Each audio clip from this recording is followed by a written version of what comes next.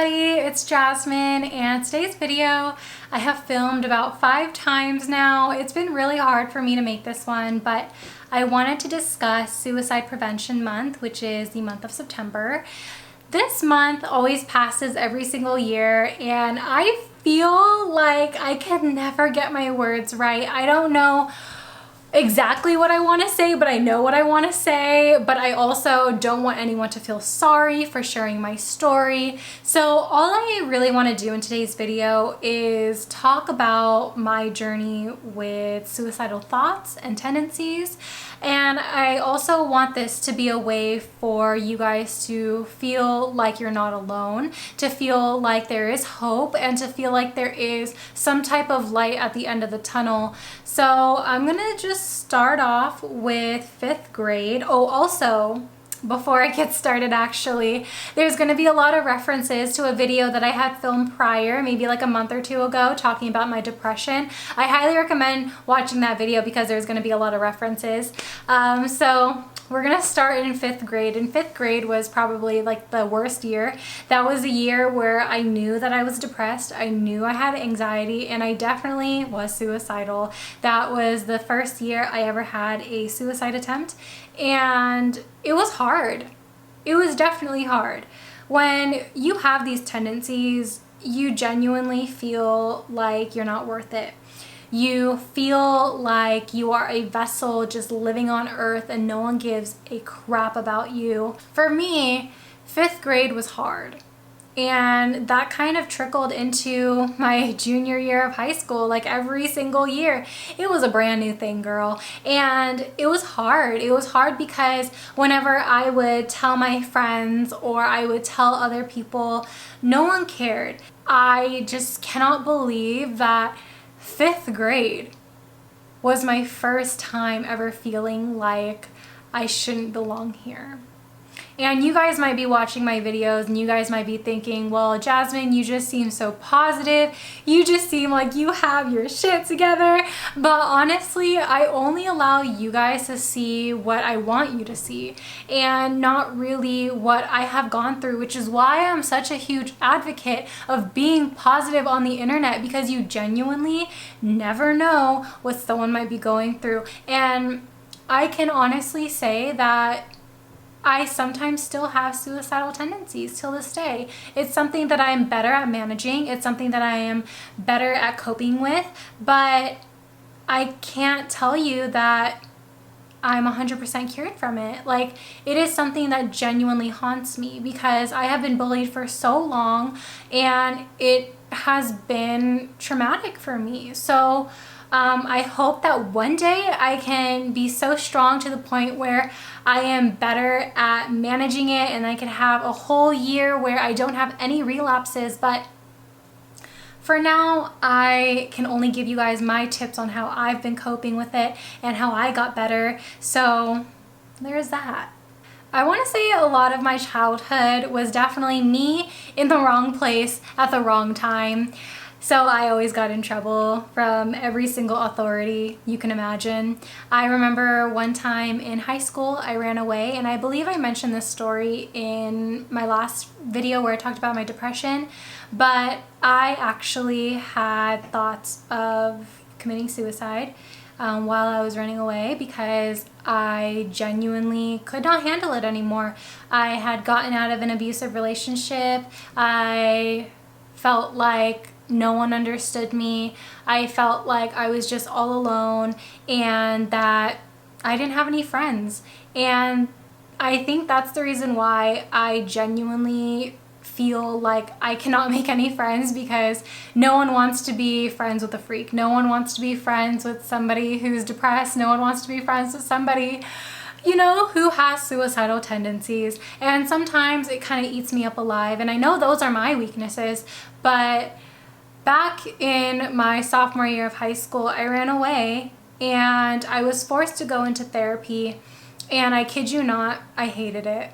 I genuinely hated it. And leading up from 5th grade all the way to my sophomore year of high school, which is 10th grade, you know, I had always attempted but was never successful. But that year I was really, really close, and I had to go to therapy because if not, then I was going to be sent to a mental hospital, which I was like, ugh, I don't want to do that. So I decided to just bite my tongue, go to therapy, and I felt like it didn't help. I felt like my problems were not being solved. I felt like everything that I was feeling was not being resolved at the end of the day. And I just truly had felt like I'm never doing therapy again because it doesn't work. There were a lot of times where I felt like as an adult that I was never good enough. There were a lot of times where I felt like I disappointed a lot of people. There were times where I felt like I can't see myself in the future being successful. And there were times where I did OD. There were times where I did self-harm. There were times where I just marinated in my misery. And it really does suck. But I feel like the best example for me to give you right now is when quarantine started. I was so busy. I felt like I was on the right path to success. I was in my last year of college. I was working at Shiseido. I was working so many jobs. I was fully booked for 2020 with gigs. And all of that was taken away from me like in an instant. And I relapsed, and I definitely felt like everything was stripped from me. I no longer felt like my life had any meaning. I didn't feel like I was going to be successful. I felt so many of these negative things. These negative traits were eating me up because I couldn't see the light in myself. And this all kind of leads me into what I want to talk about, and that is my 100 days on antidepressants and how it's helped me and how it's helped my suicidal thoughts and tendencies. So as some of you guys know, in my depression video, I talked about my antidepressants, and I talked about how the first week was the roughest for me. Before you get better, you get worse. So I definitely felt like I wasn't progressing. I felt like I was actually feeling not like myself, not motivated. I couldn't even shower some days. I couldn't even brush my teeth. I couldn't even get out of bed. It was hard for me to even get up and pee. Like, it was just hard. Like, I truly had felt like I was at the lowest low. But after that 1 week threshold, I started to feel so much better. I started to feel like myself, and I started to be motivated again. I started to launch my own business. I started to create more videos for you guys and interact more with other people. And it was a great time. And out of the 100 days, I am so happy to tell you guys that I only relapsed once. And that's great. That is such a huge pat on the back for me. Out of the 100 days, there was only one day, excluding like, the 1 week, but there was only one day where I felt like I was so less than myself.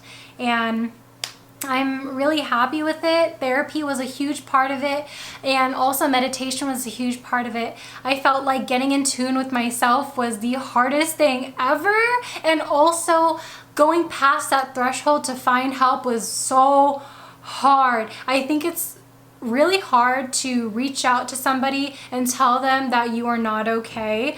And then after that, after you get your help, it's all smooth sailing. It's amazing to feel normal. It's amazing to feel like your life has meaning.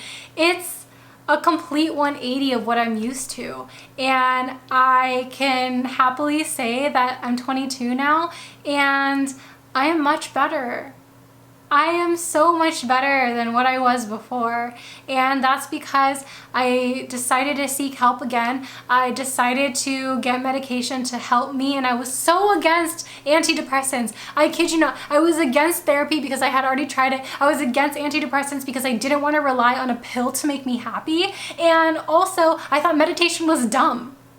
And then here I am. I am here. I am so happy, and I never, ever thought I would ever be in this position in my life where I would wake up and do something. I know it seems just so simple, but that thought was just unattainable. It just felt like it was just something that was so far away from my grasp and reach, and I'm here now. So if you are feeling like you can't do anything, that things just seem so hard, it gets better. And the hardest part about it all is literally reaching out for help. That is the hardest thing you could do. Even calling those suicide hotlines, I have called them plenty of times. Even calling them took so much out of me, so many tears. And I can honestly say that, like, once you get help, it's okay, it's better. Just trust yourself and trust the process. So I hope that everyone can take some advice out of this video. And if you are somebody who has maybe a sibling or a friend who is feeling so much less than what they're worth, then I highly recommend that you reach out, maybe hang out, or maybe get on FaceTime and ask them, like, hey, like, did you do anything positive today? How was your day? And, you know, try and make them respond honestly, because I think honesty is definitely the best policy. And if you're honest with yourself, that means you're ready to get help. And once you get that help, it's just a doorway to new opportunities and to literal happiness. It is so amazing. It is crazy. So make sure that you guys take care of yourselves. And if you ever need anything, I kid you not, my DMs are dry. Okay, my DMs are dry on Instagram. Please message me if you need any advice on where to start with meditation, how to seek a therapist, or anything like that. Like, I am so willing to help. Or even if you just want to vent about your horrible day, I don't judge. It's a judge-free zone in this yin household, okay? We don't judge here. So I just wanted to let you guys know that I am here, I'm open, and I'm going to welcome you with open arms, because I know how horrible it feels to feel like you are alone, to feel like nobody's listening, to feel like you are just so out of everyone's reach, and to feel like you are just a vessel living on earth and just breathing and wasting oxygen. Like, I don't want any of you guys feeling that way, because I know how bad it feels. There are so many options available to helping you. All you have to do is find them. So I hope that you guys found this inspirational. I hope that you found it helpful, and I hope that you guys take care of yourselves. I love you all so much. Thank you guys so much for watching, and I'll see you guys in my next one. Bye! Peace out, Girl Scouts.